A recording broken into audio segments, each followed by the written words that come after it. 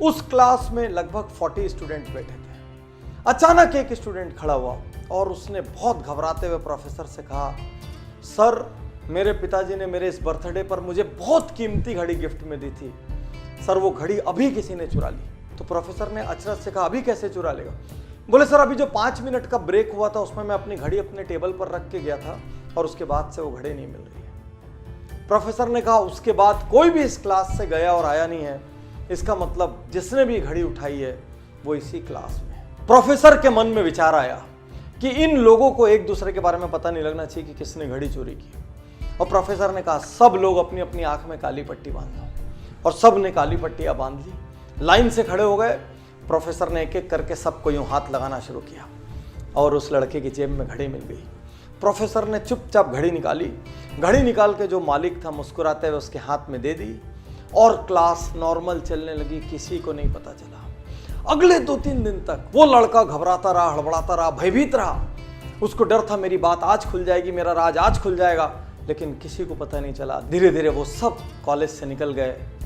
बहुत साल बाद अब वो लड़का जिसने चोरी की थी वो अब एक बड़ा इंडस्ट्रियलिस्ट हो चुका था। कॉलेज का रीयूनियन का फंक्शन था, वो उस फंक्शन में आता है, वो अब एक सेलिब्रिटी सा है। वो उस फंक्शन में आया और उसने अपने प्रोफेसर के पास जाके उसके पैर छुए और प्रोफेसर से कहा, सर मैं आज आपसे एक बात कहना चाहता हूँ। प्रोफेसर ने कहा, बोलो। उसने कहा, सर मेरे जीवन पे आपका बहुत बड़ा कर्ज है, यदि आज मैं जिंदा हूँ तो आपके कारण हूँ। प्रोफेसर ने बोला, ऐसा क्यों? उसने कहा, सर आपको याद नहीं होगा, एक बार आपकी क्लास में एक घड़ी चोरी हुई थी और आपने सबकी जेब चेक की थी और मेरी जेब से वो घड़ी मिली थी, लेकिन सर आपने उस दिन वो बात किसी से नहीं की। मैंने निर्णय लिया था यदि उस दिन ये बात सबको पता लगी तो मैं सुसाइड कर लूँगा। सर आपने मुझे माफ़ कर दिया, उस दिन आपने मेरी इज्जत रख ली, उस दिन आपने मेरी सेल्फ रिस्पेक्ट रख ली। मुझसे गलती हो गई थी सर, लेकिन फिर भी आपने मेरा अपमान नहीं किया। आज मैं जहाँ भी हूँ सर उस लेसन की वजह से, मैं यदि जिंदा हूँ सर तो आपकी वजह से। और प्रोफेसर कहता है, अच्छा वो तुम थे क्या? तो लड़के ने अचरज से कहा, मतलब? बोले, उस दिन मैंने तुम सबकी आंखें तो बंद कराई थी, लेकिन साथ साथ मैंने अपनी आंखों में भी पट्टी लगा ली थी ताकि मुझे भी नहीं पता चले मेरे कौन से स्टूडेंट ने ये काम किया है। मैं नहीं चाहता था मेरे अपने किसी स्टूडेंट की वैल्यू मेरी नज़रों में हल्की हो या मैं किसी के साथ दुर्व्यवहार करूं। ये सुनते ही वो लड़का जो अब एक नामी इंडस्ट्रियलिस्ट था, उसकी आंखों में आंसू आ गया और वो प्रोफेसर के गले लग के 2 मिनट तक रोता रहा। यही तो अद्भुत महानता है, किसी की गलती पता चलते हुए भी माफ कर देना, किसी को इग्नोर कर देना, उसको उसकी सेल्फ रिस्पेक्ट बचाने का मौका दे देना, पता होते हुए भी कि ये कल्प्रिट है, उस वक्त जाने देना ताकि उसको सुधरने का अवसर मिल सके, अपना चेहरा ऊंचा करके चलने का अवसर मिल सके। आज के इस युग में जहां हर व्यक्ति किसी न किसी की गलती ढूंढ रहा है, परिवार में माँ बाप की गलती, भाई की गलती, जीवन साथी की गलती, ऑफिस में बॉस की गलती, कलीग्स की गलती, कुछ और नहीं हुआ तो देश की गलती, समाज की गलती, राजनीति की गलती, सरकार की गलती, सबकी गलती ढूंढ रहे हैं।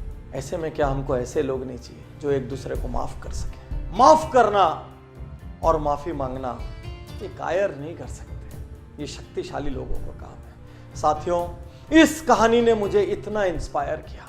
एक प्रोफेसर जो ये नहीं चाहता कि उसका स्टूडेंट उसकी नजरों से गिरे, जो ये नहीं चाहता कि उसका स्टूडेंट किसी और की भी नजरों से गिरे, क्या ऐसे लोगों की समाज को जरूरत नहीं है? जहां पर हम लोगों की गलतियां होने के बावजूद उनको इंसान मान के, उनको मिट्टी का पुतला मान के उनको माफ कर सके।